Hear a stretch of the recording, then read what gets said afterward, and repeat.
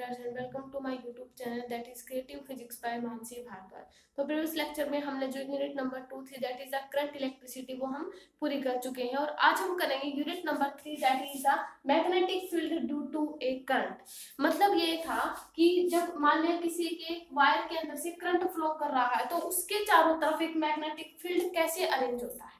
ठीक है, पहले जो हमारी इलेक्ट्रिसिटी जो यूनिट नंबर 1 थी और जो मैग्नेटिज्म था उनके बीच में ये देखा गया कि पहले कोई रिलेशन नहीं है, ऐसा देखा गया। लेकिन 1820 में सबसे पहले ओरेस्टेड सर ने इस चीज के बारे में एक्सपेरिमेंट किया कि जो हमारी इलेक्ट्रिसिटी है और जो मैग्नेटिज्म है उनके बीच में एक रिलेशन होता है। ठीक है, उन्होंने देखो अलग अलग एक्सपेरिमेंट किए गए ये चीज दिखाने के लिए। सबसे पहले उन्होंने क्या किया, एक मान लिया वायर ले ली, ठीक है, मान लिया उसके अंदर से करंट फ्लो कर रहा था आई, उसके पास में फिर क्या किया, एक नीडल रख दी, कंपास नीडल। ठीक है, फिर उन्होंने देखा कि जो ये जिस डायरेक्शन में करंट फ्लो कर रहा है इस वायर के अंदर उसी डायरेक्शन में हमारे जो नीडल है उसका डिफ्लेक्शन हो रहा था। इसका मतलब यहाँ से क्या हुआ कि इस वायर के अंदर जो करंट फ्लो कर रहा है वो अपना फील्ड बना रहा है, इतना फील्ड बना रहा है कि वो उसके पास रखी कंपास नीडल को डिफ्लेक्ट कर सके। ठीक है, तो ये एक्सपेरिमेंट किए गए। अगर मान लिया इस तरफ इस डायरेक्शन में करंट फ्लो कर रहा है तो कंपास नीडल कुछ इस तरीके से डिफ्लेक्ट हुई। अगर मान लिया इसी में अगर हम करंट को रिवर्स कर दें, ठीक है, तो कंपास नीडल की जो डायरेक्शन भी है मान लिया वो कुछ इसी तरीके से रिवर्स हो गई। जैसे हमने करंट चेंज किया तो कंपास नीडल की डायरेक्शन भी चेंज हो जाएगी। ठीक है, तो इस तरीके के हमारे एक्सपेरिमेंट किए गए जहां से पता चला कि जो करंट इलेक्ट्रिसिटी है, मतलब जो हमारी करंट था और जो इलेक्ट्रिसिटी के बीच में और जो मैग्नेटिज्म के बीच में एक रिलेशन आया था। ये सबसे पहले 1821 में ओरेस्टेड ने अपने एक्सपेरिमेंट में भी किया था। उन्होंने क्या किया था, करंट एक वायर ली थी, उसके पास से करंट फ्लो कर रहा था, उस वायर के अंदर से उसके पास एक कंपास नीडल रख दी थी। जिस डायरेक्शन में हमारे करंट की डायरेक्शन थी उसी डायरेक्शन में कंपास नीडल क्या कर दी थी, डिफ्लेक्ट कर दी थी। मतलब क्या किया, मतलब क्या हुआ यहाँ से कि इस वायर ने क्या किया, अपना जो मैग्नेटिक फील्ड है, अपना जो करंट फ्लो कर रहा था उसके अपना इस तरीके से फील्ड बना दिया कि उसके पास रखी जो कंपास नीडल है वो डिफ्लेक्ट हो रही थी उसके मैग्नेटिक फील्ड के कारण। ठीक है, तो ये सारे एक्सपेरिमेंट किए गए। और एक और इसमें ये आया था एक्सपेरिमेंट कि क्या किया कि एक वायर ले ली थी, एक वायर ले ली, मान लिया इसके अंदर से करंट फ्लो कर रहा है। ये जो एक्सपेरिमेंट किया गया था ये चार्ज के ऊपर किया गया था। पहला जो ये वाला था ये तो किसके ऊपर था, कंपास नीडल था, है ना। अब ये तो मान लिया इसके अंदर से करंट फ्लो कर रहा है, फिर क्या किया, एक तो हमने यहाँ पे रेस्ट चार्ज दे दिया, मान लिया ये रेस्ट चार्ज है, ये कोई मोशन में नहीं है, रेस्ट था। तो यहाँ से क्या हुआ कि ये जो करंट था इसने इसके ऊपर कोई फोर्स नहीं लगाया जब तक ये चार्ज रेस्ट में था। ठीक है, लेकिन क्या हुआ सेकंड केस में क्या लिया गया, अगर ये मान लिया करंट है, सेकंड चार्ज में मान लिया क्यू चार्ज ले लिया और उसकी वेलोसिटी भी वेलोसिटी के साथ वो मूव कर रहा है, मान लेते हैं ऐसा। तो ऐसा देखा गया कि ये जो चार्ज करंट है ये इसके ऊपर फोर्स लगा रहा था। जब तक तो हमारा चार्ज रेस्ट में था तब तक उसने करंट ने अपना फील्ड बनाया, लेकिन चार्जेस को वो कुछ फोर्स नहीं दे पाया, मतलब उसके ऊपर कुछ फोर्स ही नहीं लगा रेस्ट में जब चार्जेस था। लेकिन सिर्फ और सिर्फ फोर्स कब लगा करंट का, जब ये जो हमारा जो चार्ज है वो किस में आ गया, मोशन में आ गया। ठीक है, तो ये भी एक्सपेरिमेंट आया था कि हमारा जब चार्ज मोशन में होता है तब जो हमारा करंट का जो फोर्स है, करंट जो है वो इस चार्ज के ऊपर फोर्स लगाता है।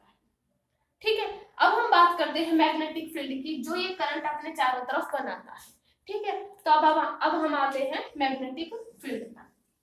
तो ये एक्सपेरिमेंट किए गए, इनसे पता चला कि हमारी जो इलेक्ट्रिसिटी है और मैग्नेटिज्म के बीच में रिलेशन था। अपने मैग्नेटिक फील्ड के कारण ही अपने आप जो करंट इलेक्ट्रिसिटी थी, मतलब करंट फ्लो कर रहा था तभी तो अपना मैग्नेटिक फील्ड बनाया। मैग्नेटिक फील्ड के कारण ही ये सारे एक्सपेरिमेंट प्रूव हो सके। ठीक है, तो अब हम बात करते हैं मैग्नेटिक फील्ड की। मैग्नेटिक फील्ड देखो, जो ये मैग्नेटिक फील्ड होता है इसको हम B से डिनोट करते हैं। ठीक है, मैग्नेटिक फील्ड को B से डिनोट करते हैं। अब ये जो मैग्नेटिक फील्ड होता है इसको हम कैसे लिख सकते हैं, उसको करने से पहले हमें वो फोर्स निकालना पड़ेगा जो करंट जो है उस जो हमारे पास चार्ज रखा था उसके ऊपर लगा रहा था। जो पहले वो करेंगे उस फोर्स से ही हमें यहाँ से मैग्नेटिक फील्ड की डेफिनेशन मिल सकती है। ठीक है, तो पहले हम उस फोर्स को देखेंगे। तो वो फोर्स क्या आ जाएगा, देखो मान लेते हैं कि सेम वही करेंगे। अगर मान ले कि हमने ये मान लिया फोर्स,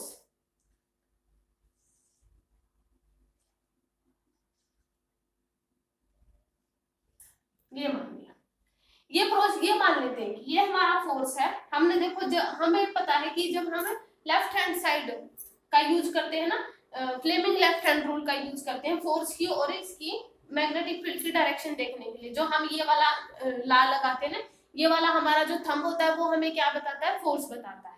ये वाला जो है हमें मैग्नेटिक फील्ड बताता है और ये वाला जो है ये हमें क्या बताता है, करंट यानी स्पीड, है ना, स्पीड बताता है करंट की। तो ये मान लेते हैं ऐसे था, ठीक है। इनके बीच में जो एंगल है मान लिया वो थीटा एंगल है।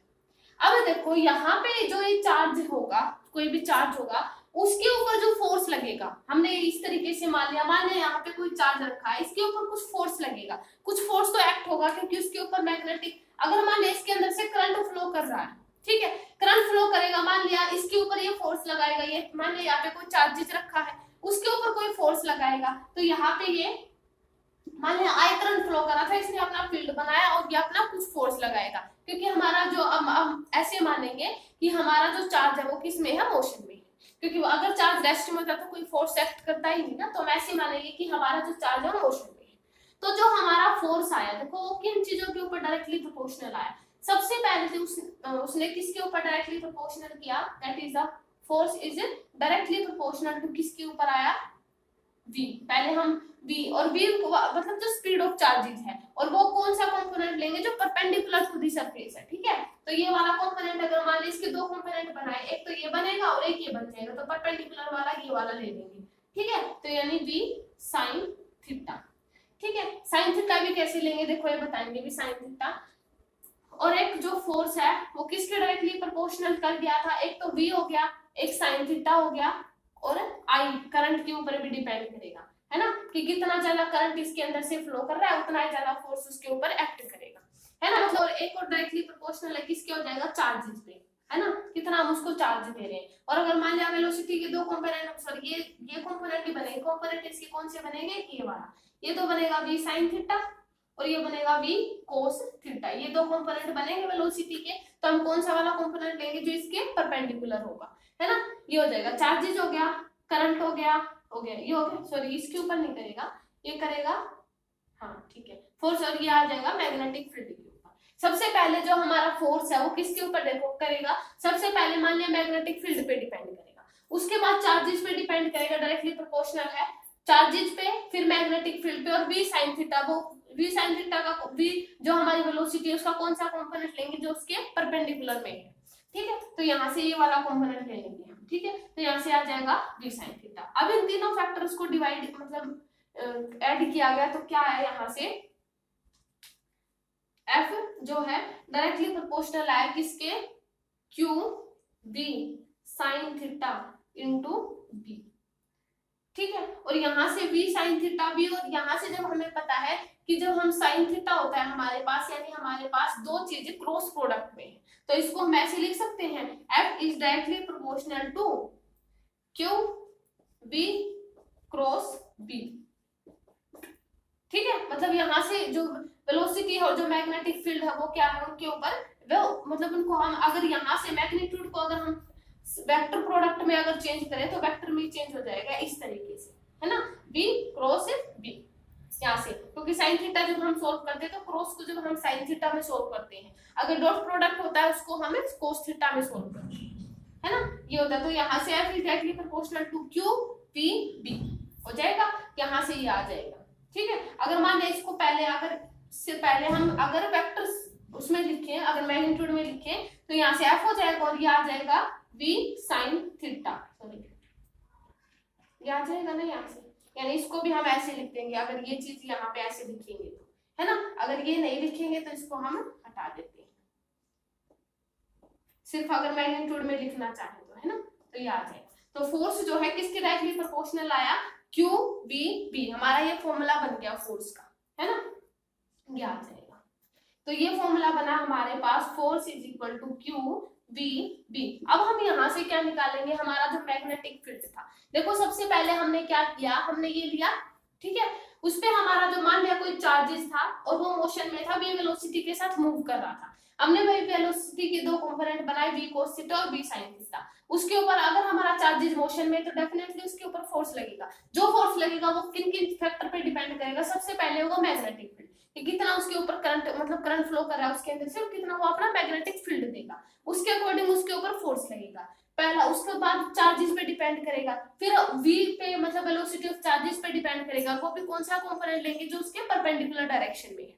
ठीक है, ये वाला परपेंडिकुलर डायरेक्शन में हो जाएगा v sin थीटा। ठीक है, इन तीनों को हमने जब ऐड कर दिया तो यहाँ से क्या आ जाएगा, f directly proportional to q v sin theta into v। ठीक है, ये फैक्टर हमने जोड़ दिए और यहाँ से बना f directly proportional to q और sin थीटा को हमने सोल्व करके v क्रॉस v लिख दिया। ठीक है, यहाँ से हमारे पास फोर्स की वैल्यू आ गई, देखो क्या बनी,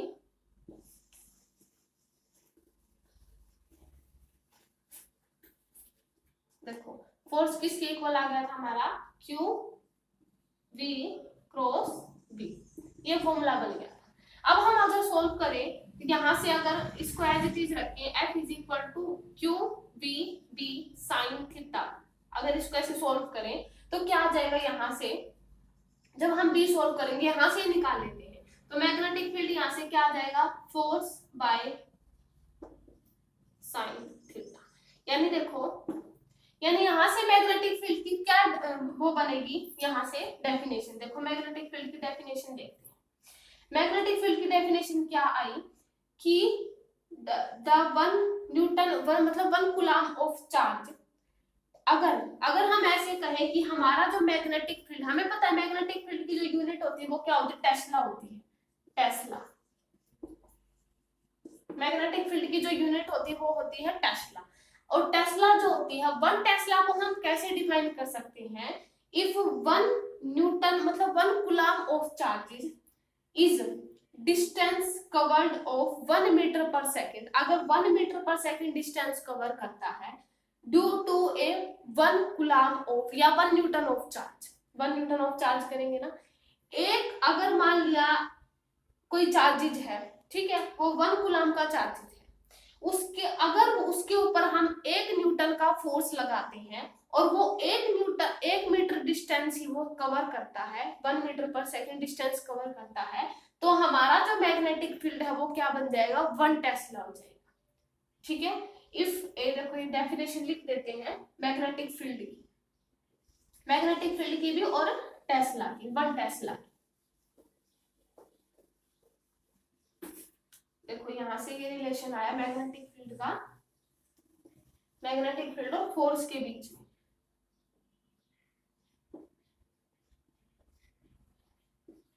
साइन थीटा भी लिख देते हैं नीचे को, if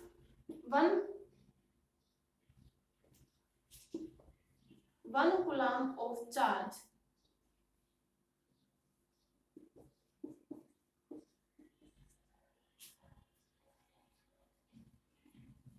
one metre per second inverse, अगर 1 कूलम ऑफ चार्ज है, distance covered 1 metre per second, if 1 newton of force is applied, then magnetic field is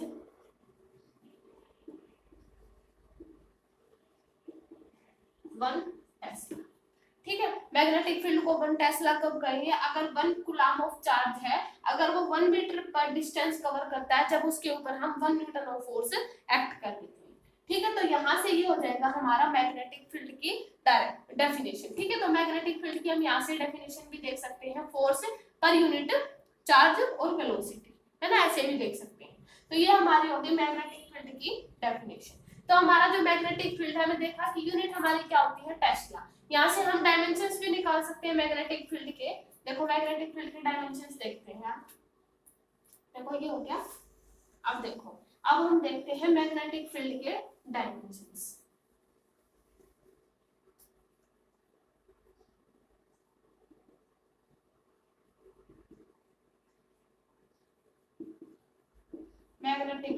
magnetic field के डायमेंशन देखो क्या आ जाएंगे, यहाँ से जो फोर्स आ जाएगा, क्या है फोर्स का हमें पता है न्यूटन, है ना। चार्ज का हमें पता है, क्योंकि I इज इक्वल टू अगर Q/T है ना, तो चार्ज का हम ऐसे सोल्व कर सकते हैं, क्या आ जाएगा, Q is equal to I into T, और I हमारा क्या होता है, एम्पियर, है ना, तो यहाँ से एम्पियर इंटू टाइम आ जाएगा। तो यहाँ से चार्ज का हम एम्पियर इंटू T ऐसे लिख सकते हैं। ठीक है। और v का हमें पता है क्या होता है LT-1। फोर्स का भी अगर डायमेंशन सी लिख दे, क्योंकि डायमेंशन से सॉल्व करें ना, तो फोर्स के डायमेंशन हमें पता है M1 L1 T-2, क्योंकि फोर्स मास इनटू एक्सेलरेशन होता है ना, तो मास और एक्सेलरेशन का ही हो जाएगा। ठीक है, तो इसको हम सॉल्व करते हैं। यहाँ से क्या आ जाएगा M1, यहाँ से L को जब सॉल्व करेंगे L माइनस ऊपर जाएगा -1 और ये 0, तो L वाली टर्म 0 बनेगी। ठीक है, T वाली टर्म क्या बनेगी -1, यानी यहाँ से जब ये ऊपर जाएगा -3 और +1 यानी T-2 है ना, और A-1।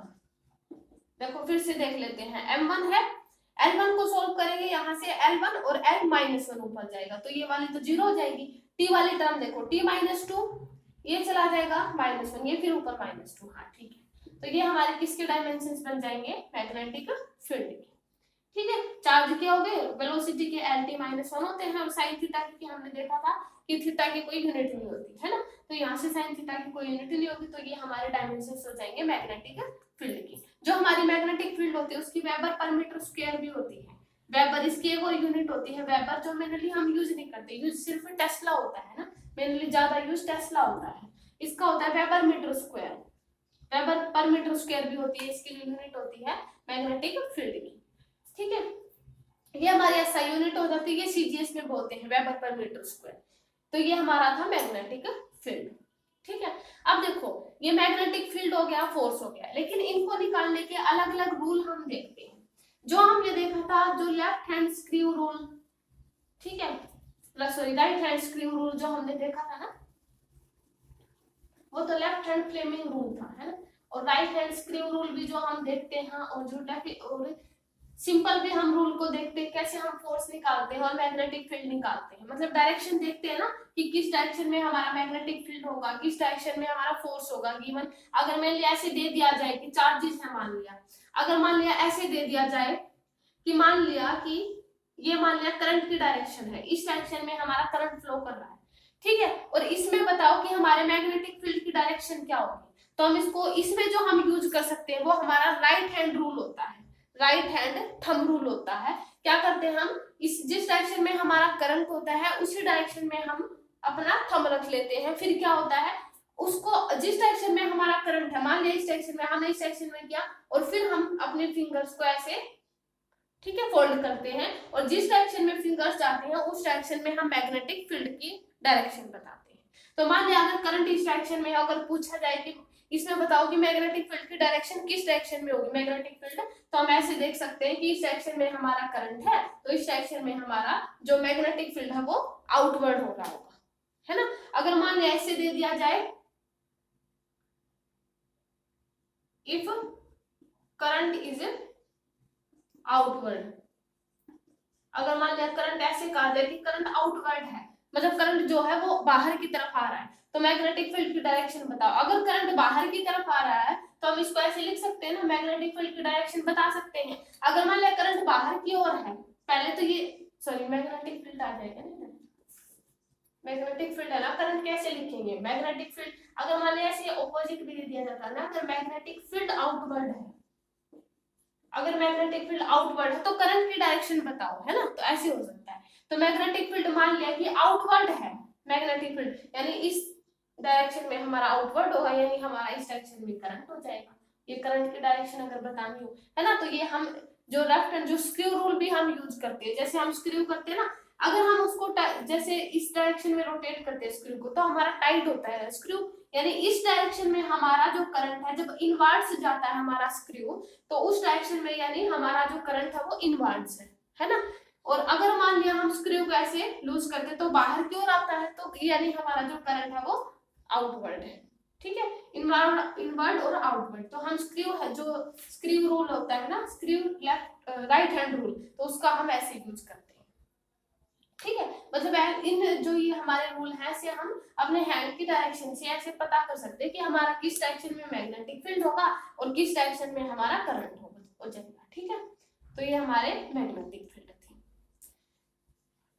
ठीक है। अब हम बात करते हैं कि हमारा जो ये करंट था, जो फोर्स था, मैग्नेटिक फील्ड था, हमने तो जो इलेक्ट्रोस्टैटिक्स में पढ़ा था, हमने क्या देखा था कि हमारा जो फोर्स आया था वो क्या देखा था इन इलेक्ट्रोस्टैटिक। इलेक्ट्रोस्टैटिक में हमने देखा था कि हमने जो हम, क्योंकि अब हम कर रहे हैं मैग्नेटिक फील्ड, जो हमने मैग्नेटिक फील्ड में इलेक्ट्रोस्टैटिक में हमने देखा था कि जो फोर्स है ना, उसी डायरेक्शन में मूव कर रहा था, जिस डायरेक्शन में, मतलब जो इलेक्ट्रिक फील्ड था उसी डायरेक्शन में मूव कर रहा था जो जिस डायरेक्शन में हमारा फोर्स था। लेकिन जो अब हम पढ़ेंगे, यानी जो बायोट-सावर्ट्स लॉ पढ़ेंगे, इसमें जो हमने इलेक्ट्रोस्टैटिक में किया था वो तो हमारा कूलम्ब्स लॉ था, और इसमें जो हम यूज करेंगे वो होगा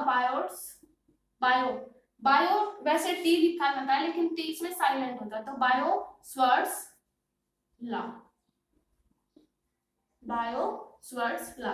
इलेक्ट्रोस्टैटिक में हमने देखा था कि जो हमने कूलम्ब्स लॉ यूज किया था उसमें हमने देखा था कि कूलम्ब्स लॉ में भी जो हम कर रहे थे स्मॉल एलिमेंट के लिए, हमने कूलम्ब्स लॉ में देखा था ना कि कूलम्ब्स लॉ कैसे किन के लिए एप्लीकेबल होता है, पॉइंट चार्जेस के लिए। उसी तरीके से जो हम इसमें मैग्नेटिक फील्ड में जो हम देखेंगे ना बायो-सावर्ट्स लॉ, ये लॉ होता है ये भी हमारा जो है स्मॉल करंट एलिमेंट के लिए होता है, ठीक है, मतलब एलिमेंट्री करंट के लिए हम इसमें बायो-सावर्ट्स लॉ यूज करते हैं, ठीक है। तो अब देखो, अब हम देखते हैं बायो-सावर्ट्स लॉ,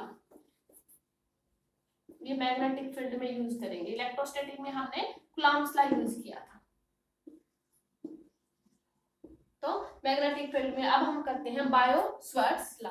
इसका देखो यूज कैसे होगा,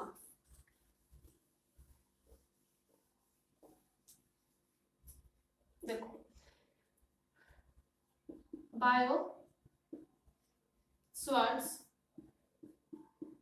लॉ, देखो इस लॉ में क्या किया गया, बायो-सावर्ट्स लॉ सर ने क्या किया था, पहले उन्होंने क्या किया, मान लिया कि एक ये चार्जेस ले लिया, ये एक वायर ले लिया, उसके अंदर से करंट फ्लो करवाया आई, ठीक है।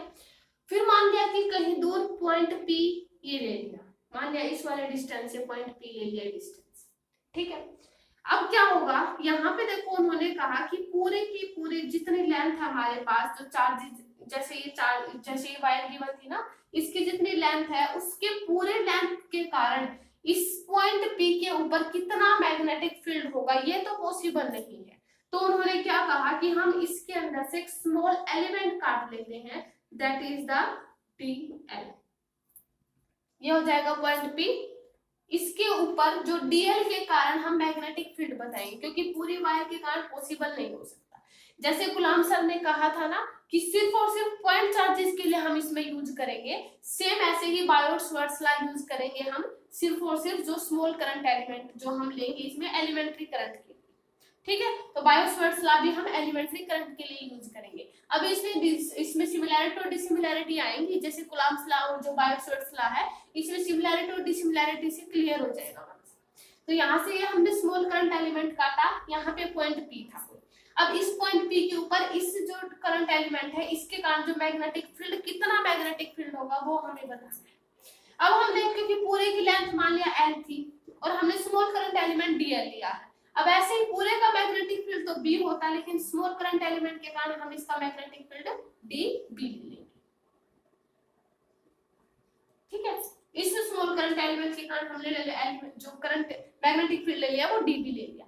अब जो मैग्नेटिक फील्ड होगा वो देखो किन किन फैक्टर पे डिपेंड करेगा। सबसे पहला तो जो DB है वो किसके ऊपर डायरेक्टली प्रोपोर्शनल होगा, करंट के ऊपर, सबसे पहले वो करंट के ऊपर डिपेंड करेगा। यानी इस DL है, ये पॉइंट P है, इसके अंदर कितना करंट फ्लो कर रहा है, जितना स्ट्रांगली करंट फ्लो करेगा उतना ही ज्यादा मैग्नेटिक फील्ड बनेगा, उतना ही ज्यादा पॉइंट P पर हम इजीली कैलकुलेट कर सकते। तो सबसे पहले ये करंट के ऊपर डिपेंड करेगा, उसके बाद ये करेगा उसकी लेंथ की कंडक्टर पर, कंडक्टर की लेंथ पर। तो DB है डायरेक्टली प्रोपोर्शनल है DL, जो हमारा कंडक्टर है उसकी लेंथ पे डिपेंड करेगा, ठीक है। और ये दूसरा मान लें इनके बीच में एंगल थीटा है और थीटा पर भी डिपेंड करेगा, डायरेक्टली प्रोपोर्शनल टू, है ना, साइन थीटा, मतलब थीटा पर भी डिपेंड करेगा। और साइन ऐसा क्यों लिया हमने, क्योंकि हम परपेंडिकुलर, ये हमने बताया था कि सिर्फ और सिर्फ हम वो वाला कंपोनेंट लेते हैं जो हमारे इसके परपेंडिकुलर डायरेक्शन में होता है, इसलिए हमने साइन थीटा वाला कंपोनेंट लिया, क्योंकि कोस थीटा वाला हमेशा अलोंग टू द एक्सिस होता है ना, इसलिए हमने ये वाला साइन ले लिया, ठीक है। ये हो जाएगा साइन थीटा और एक जो dB है वो डायरेक्टली इनवर्सली प्रोपोर्शनल हो जाएगा 1/r² के। मान लिया इनके बीच में हम डिस्टेंस r मान लेते हैं, ठीक है, ये मान लेते हैं।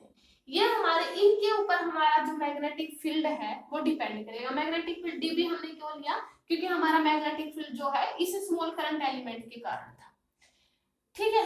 तो ये हमारे फैक्टर बने। अब क्योंकि देखो यहाँ से dB भी हमारा 1/r² था, कूलम्ब्स लॉ में भी हमें 1/r² ही आया था ना, तो अब हम इन तीनों फैक्टर को जब हम जोड़ लेते हैं तो यहाँ से जो dB है चारों फैक्टर्स को डायरेक्टली प्रोपोर्शनल टू किसके आया, IDL sin θ/r², ये बना हमारे पास, ठीक है। ये हुआ हमारे पास IDL sin θ/r², ये हो गया, ठीक है। तो यहाँ से dB है, जब इसको प्रोपोर्शनैलिटी कांस्टेंट को जब हम सॉल्व करेंगे तो यहाँ से जो dB है उसको हम कैसे लिख सकते हैं, देखो ये देखो ये हो गया ना, यहाँ पे क्या आ जाएगा, जब तीनों इनपुट जब ऐड कर देंगे तो यहाँ से जो प्रोपोर्शनैलिटी कांस्टेंट है उसको हम μ0/4π लेंगे, ठीक है। अब देखो इनकी भी वैल्यू बताएंगे, μ0/4π IDL sin θ/r², ये आया हमारे पास dB की वैल्यू। यानी बायो-सवार्ट्स लॉ का यूज करके हम स्मॉल करंट एलिमेंट के ऊपर जो हमारा मैग्नेटिक फील्ड है वो हम इस फॉर्मूले से निकाल सकते हैं। हमारे पास होने चाहिए, उनके बीच में एंगल होना चाहिए और उनके बीच में जो डिस्टेंस है वो r होनी चाहिए, ठीक है। यहाँ से जो μ0/4π होता है, यहाँ से जो μ0 होता है वो उसकी वो क्या होता है, मैग्नेटिक परमिएबिलिटी, मैग्नेटिक परमिएबिलिटी, ये होता है हमारा μ0। और इसकी जो वैल्यू होती है 10⁻⁻7 होती है, जो ये यहाँ पे रखते हैं, जैसे हमने इसमें किया था इलेक्ट्रोस्टैटिक्स में E0 जो हमारे पास एप्सिलॉन नोट आया था वो हमारा क्या था, इलेक्ट्रोस्टैटिक जो हमारी परमिएबिलिटी आई थी ना, है ना, ये आया था ना। तो यहाँ से उसी तरीके से यहाँ पे हमारा कांस्टेंट आ गया मैग्नेटिक परमिएबिलिटी μ0, और उसकी जो वैल्यू होती है μ0 की 10⁻⁻7, और मीटर स्क्वायर जब इसको हम सोल्व करेंगे तो यहाँ से ये आ जाएगा। अगर मीटर, अगर इसकी यूनिट चाहिए तो हमें मैग्नेटिक परमिएबिलिटी की यूनिट निकाल सकते हैं, एम्पियर की, करंट की आ जाएगा एम्पियर, और डीएल की मीटर, ये मीटर के ऊपर चला जाएगा तो ये आ जाएगा। इस तरीके से हम इसमें यूनिट निकाल सकते हैं ना मैग्नेटिक फील्ड की टेस्ला रख करके, ठीक है। तो इस तरीके से इसकी वैल्यू कितनी आ जाएगी, कांस्टेंट की वैल्यू 10⁻⁻7, ठीक है। तो ये आ जाएगी हमारी मैग्नेटिक परमिएबिलिटी। तो हम बायो-सवार्ट्स लॉ का यूज करके एक स्मॉल करंट एलिमेंट के कारण उस पॉइंट P पर कितना मैग्नेटिक फील्ड है उसको हम कैलकुलेट कर सकते हैं, ठीक है। तो यहाँ से μ0/4π की वैल्यू कांस्टेंट रखेंगे 10⁻⁻7, ठीक है। इसकी यूनिट भी हम यहाँ से निकाल सकते हैं μ0 की। तो ये थी हमारी जो μ0 होती है वो हमारी मैग्नेटिक परमिएबिलिटी होती है ना, मतलब मैग्नेटिक फील्ड के ऊपर ये जो आगे मैग्नेटिक परमिएबिलिटी है ना, इनकी अलग अलग डेफिनेशन आएंगी सबकी क्लियरली पूरी तरीके से, तो वो तब कर लेंगे, ठीक है। तो ये हो जाएगी मैग्नेटिक परमिएबिलिटी, ठीक है। अब देखो जो बायो-सवार्ट्स लॉ के कुछ इंपॉर्टेंट फीचर्स आएंगे वो देखते हैं। देखो जो हमारा बायो-सवार्ट्स लॉ है,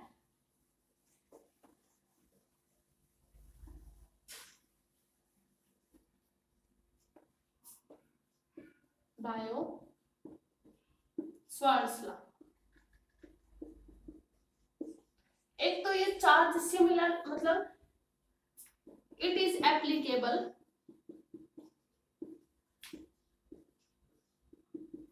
किन के लिए, ओनली सेम चार्ज डिस्ट्रीब्यूशन,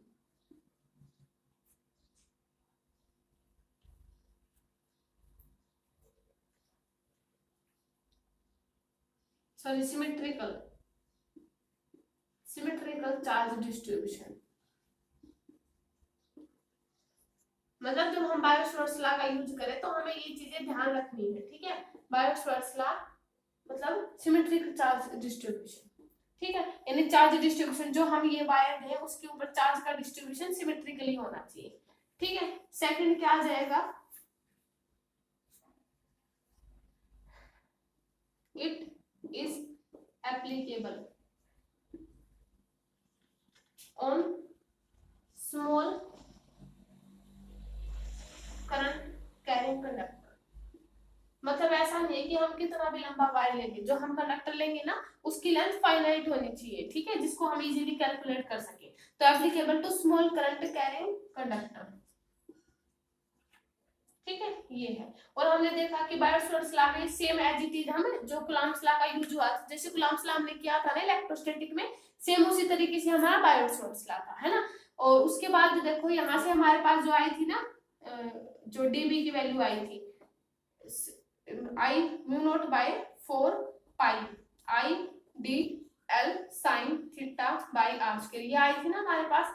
तो यहाँ से हम ऐसे देख सकते हैं कि देखो एंगल उनके बीच में जो हमारे पास है, जैसे हमने ये वाला वायर ले लिया था, मान लिया इसके अंदर करंट फ्लो कर रहा है, ये पॉइंट पी था, ठीक है, इसके मान लिया ये डिस्टेंस आर है, ये वाला एंगल हमने थीटा ले लिया था, है ना, और ये वाला जो स्मॉल करंट एलिमेंट डी ले लिया था। इनके बीच में जो एंगल था, इनके बीच में जो एंगल आया था वो देखो अगर जीरो हो जाएगा, मान लेते हैं, अगर मान लिया इनकी जो डीएल है, अगर मान लिया इसके अंदर करंट फ्लो जीरो है, तो अगर जीरो करंट है तो मैग्नेटिक फील्ड भी कुछ नहीं होगा। अगर मान लिया इनके बीच में एंगल देखो, एंगल देखते हैं, अगर मान लिया इनके बीच में कोई एंगल नहीं है, एंगल नहीं यानी पॉइंट पी गायब है यहाँ से, ऐसा हो जाएगा। अगर पॉइंट एंगल ही नहीं है तो पॉइंट पी भी नहीं है। अगर मान लिया एंगल जीरो हो जाए, साइन थीटा जीरो, तो जीरो यानी पूरा जो डीबी है मैग्नेटिक फील्ड भी क्या आ जाएगा, जीरो, है ना। अगर मान लिया साइन थीटा अगर इनके बीच में जो परपेंडिकुलर है, यानी अगर मान लिया 90 डिग्री है, तो साइन 90 क्या हो जाएगा 1, साइन 90 1 हो जाएगा, यानी मैग्नेटिक फील्ड क्या हो जाएगा, मैक्सिमम हो जाएगा। देखो ये चीज हमने बताई थी कि हमेशा जो पॉइंट पी है इसके साथ परपेंडिकुलर डायरेक्शन में होना चाहिए, तभी हम जितना हमें रिक्वायरमेंट है यानी जो मैग्नेटिक फील्ड की मैक्सिमम मैग्नेटिक फील्ड मिल सकता है। अगर इनके बीच में परपेंडिकुलर डिस्टेंस हो, मतलब एंगल कितना हो 90 डिग्री का। अगर मान लें यहाँ पे 180 हो तो साइन 180 कितना आ जाएगा -1, तो यहाँ से सॉल्व करेंगे डीबी -1 यानी maximum magnetic field, sorry minimum magnetic field बनेगा अगर एंगल 180 डिग्री का, ठीक है। तो यहाँ से इस तरीके से हम मैग्नेटिक फील्ड जो है इस तरीके से हम ऐसे कैलकुलेट कर सकते हैं। तो ये हमारे कुछ यूजेस थे बायोट-सावर्ट्स लॉ के, मतलब इंपॉर्टेंट एस्पेक्ट्स थे, ठीक है। तो ये हो गया हमारा बायोट-सावर्ट्स लॉ। अब सिमिलैरिटी और डिसिमिलैरिटी क्या क्या है जो बायोट-सावर्ट्स लॉ था और जो हमारा कूलम्ब्स लॉ था ना, इनके बीच में। सिमिलैरिटी, पहले हम सिमिलैरिटी देखते हैं।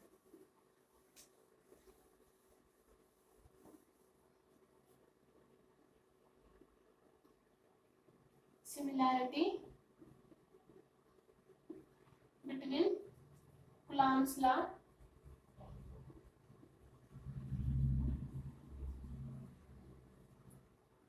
and बायोट-सावर्ट्स लॉ, ठीक है। ये पूरा नाम है, टी साइलेंट होता है ना इसीलिए, ठीक है। तो देखो सबसे पहले सिमिलैरिटी क्या है, हमने कूलम्ब्स लॉ में भी 1/r² देखा था ना, यहाँ से क्या आया था, जो F directly proportional to Q1 Q2 r² आया था। और सेम उसी तरीके से जो हमने अभी बायोट-सावर्ट्स लॉ किया है, IDL sin theta by r², ये था ना, यहाँ से भी मैग्नेटिक फील्ड था, ये आ जाएगा इलेक्ट्रोस्टैटिक फोर्स। तो यहाँ से ये आ जाएगा, ये मैग्नेटिक फील्ड भी 1/r² यानी जो फोर्स था, और ये भी 1/r², दोनों में फर्स्ट सिमिलैरिटी आ गई। जो हमारा कूलम्ब्स लॉ था वो क्या था, वो भी हमारा जो कूलम्ब्स लॉ में जो मतलब हमने क्या देखा था कि जो स्मॉल करंट यानी पॉइंट चार्जेस के लिए हमने देखा था कूलम्ब्स लॉ यूज हो रहा था, सेम उसी तरीके से जो बायोट-सावर्ट्स लॉ है वो भी हम मतलब एलिमेंट्री करंट के लिए यूज कर रहे थे, स्मॉल करंट एलिमेंट के लिए, ठीक है। तो ये हमारी इसमें कुछ सिमिलरिटी है। सबसे पहली सिमिलरिटी क्या थी, ये भी 1 मतलब उनके डिस्टेंस के बीच में, इनके बीच में जो डिस्टेंस है उनके इनवर्सली रिलेशन में था, और ये जो हमारा बायोट-सावर्ट्स लॉ ये भी इनवर्सली रिलेशन में था। उसके बाद जो सेकंड सिमिलरिटी क्या आई, जो हमने कूलम्ब्स लॉ देखा था वो भी पॉइंट चार्जेस के लिए था, और सेम उसी तरीके से बायोट-सावर्ट्स लॉ था वो भी हमने जो एलिमेंट्री करंट था ना उसके में यूज किया है ना। दूसरी इनमें डिसिमिलरिटी क्या आ जाएगी, डिसिमिलरिटीज। इसमें डिसिमिलरिटी क्या आएगी, फर्स्ट तो यही होगी कि इसमें तो देखो आइडियल मतलब जो करंट है, हमने देखा था कि जो हमारा फोर्स हो रहा था ना, फोर्स तो अलोंग टू इलेक्ट्रिक फील्ड आया था। हमने ये देखा कि हमारा जो फोर्स था वो उसी डायरेक्शन में था जिस डायरेक्शन में हमारा मैग्नेटिक मतलब जो फील्ड इफेक्ट मतलब इलेक्ट्रिक फील्ड था। और सेम उसी तरीके से, सॉरी इसमें डिसिमिलरिटी अलग अलग होगी ना, ये तो फोर्स था, उसी डायरेक्शन में इलेक्ट्रिक फील्ड। लेकिन जो हमारा मैग्नेटिक फील्ड है वो क्या था, perpendicular to the direction of force था, है ना। जिस डायरेक्शन में हमारा फोर्स है उससे परपेंडिकुलर डायरेक्शन में मैग्नेटिक फील्ड था, ठीक है। तो ये हमारा जो मैग्नेटिक फील्ड आया था वो किसके परपेंडिकुलर टू फोर्स आ जाएगा, है ना। इसमें तो हमारा अलोंग टू इसी डायरेक्शन में हमारा, जिस डायरेक्शन में हमारा फोर्स था उसी डायरेक्शन में हमारा इलेक्ट्रिक फील्ड था, और इसमें ऑपोजिट हो जाएगा, है ना, उसी डायरेक्शन में परपेंडिकुलर आ रहा था इसमें, है ना। और जो हमारा इलेक्ट्रिक फील्ड था वो क्या आया था, अलोंग, मतलब जो हमारा इलेक्ट्रिक फील्ड था वो हमने देखा था कि हमारा जो वो वेक्टर फॉर्म में था ना, वेक्टर स्पेस मेनली हम यूज कर रहे थे। लेकिन जो मैग्नेटिक फील्ड है वो क्या आ जाएगा, वो सॉरी स्केलर था, ये स्केलर बना था मैग्नेटिक, जो इलेक्ट्रिक फील्ड था ये स्केलर, है ना। और जो मैग्नेटिक फील्ड था वो वेक्टर स्पेस मेनली हम यूज कर रहे हैं, है ना। ये हमारा मैग्नेटिक फील्ड वेक्टर स्पेस था। तो ये हमारी कुछ डिसिमिलैरिटी थी, और मतलब जो बायोट-सावर्ट्स लॉ था और जो हमारा कूलॉम्स लॉ था, सिमिलैरिटी कौन कौन सी थी, तो सेम वही इनवर्सली स्क्वायर लॉ को वो फॉलो कर रहे थे। और सेकंड ये भी पॉइंट चार्जेस के लिए यूज हो रहा था, ये भी जो स्मॉल करंट एलिमेंट था एलिमेंट्री स्मॉल के लिए यूज इसको हम कर रहे थे। डिसिमिलैरिटीज में क्या आई, फर्स्ट क्या आई कि जो हमारा फोर्स था इलेक्ट्रोस्टैटिक फोर्स वो हमारे इलेक्ट्रिक फील्ड की डायरेक्शन में ही उसके अलोंग ही कर रहा था, लेकिन जो मैग्नेटिक फील्ड था वो परपेंडिकुलर टू दी फोर्स आया था। सेकंड डिसिमिलैरिटी क्या आई कि जो हमारा इलेक्ट्रिक फील्ड था उसको हम मैनुअली स्केलर मान रहे थे, लेकिन जो हमारा मैग्नेटिक फील्ड था उसको हम वेक्टर मान रहे हैं, ठीक है। तो ये हमारी उसमें कुछ डिसिमिलैरिटी आई थी। और एक और डिसिमिलैरिटी हो सकती है इसमें कि ये तो चार्जेस पे डिपेंड कर रहा था और ये करंट पे डिपेंड कर रहा है ना, ये भी तो डिसिमिलैरिटी बनेगी। ये साइन थीटा पे डिपेंड कर रहा था, ये थीटा पे डिपेंड नहीं कर रहा था, है ना, क्योंकि अगर इसको हम सॉल्व करेंगे तो k⁴ रहा था, ये थीटा पे डिपेंड कर रहा था, लेकिन ये वाला थीटा पे डिपेंड नहीं कर रहा, ठीक है। तो ये हमारी कुछ डिसिमिलैरिटी आई कूलॉम्स लॉ और बायो-सावर्ट्स लॉ। तो आज के वीडियो में हम इतना ही करेंगे। नेक्स्ट लेक्चर में हम करेंगे जो हमारी करंट कैरिंग मतलब इनफाइनाइटली वायर होती है, उसके कारण उस पॉइंट अगर मान लिया उसके पास कोई पॉइंट P है तो उस पूरी इनफाइनाइटली करंट वायर के कारण उसके ऊपर कितना मैग्नेटिक फील्ड होगा, ठीक है। तो आज के वीडियो में इतना ही, ओके।